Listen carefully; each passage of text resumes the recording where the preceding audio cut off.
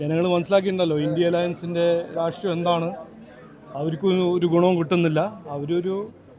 ഒരു പ്രത്യേക ഒരു എക്സ്പ്ലോയിറ്റേറ്റീവ് പോളിറ്റിക്സ് ചെയ്യുന്ന ഒരു ഘടകമാണ്. അവരുടെ ഒരു കോമൺ ഐഡിയോളജി ഒന്നും ഇല്ലാത്തൊരു കോalitionാണ്.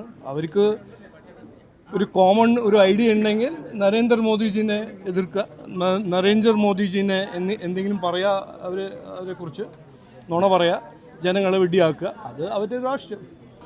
ഇന്ത്യൻ്റെ വൈസ് പ്രസിഡൻ്റായി, ഇന്ത്യൻ്റെ CP രാധാകൃഷ്ണൻജി വൈസ് പ്രസിഡൻ്റ് ആവുന്നു. അത് ഞങ്ങൾക്ക് എല്ലാവർക്കും സന്തോഷമുള്ളൊരു വാർത്തയാണ്.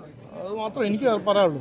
പോലീസിന്റെ അതിക്രമത്തിനെതിരെയുള്ള പലതരത്തിലുള്ള വാർത്തകൾ പുതുതായിട്ട് വരുന്നുണ്ട്. ഇന്നൊരു റിപ്പോർട്ട് വന്നിരിക്കുന്നത് നോക്കൂ, ഞാൻ ഇതിനെക്കുറിച്ച് പറയാൻ ആഗ്രഹിക്കുന്നത്, ഇത് കുറച്ച് കാലമായിട്ട് നമ്മൾ കാണുന്നത് ഒരു ഫിനോമിനൻ, ഒരു ട്രെൻഡാണ്.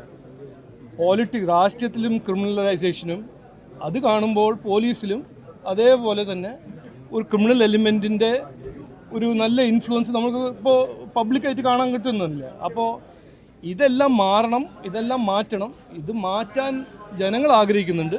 ഇതിൽ മാറ്റണമെങ്കിൽ ഇവിടുത്തെ രാഷ്ട്രീയ ചരിത്രത്തിൽ മാറ്റം കൊണ്ടുവരണം, രാഷ്ട്രീയത്തിലൊരു മാറ്റം കൊണ്ടുവരണം. അത് BJP NDA കൊണ്ടുവരുന്നതാണ് ഞങ്ങൾ പറയുന്നത്.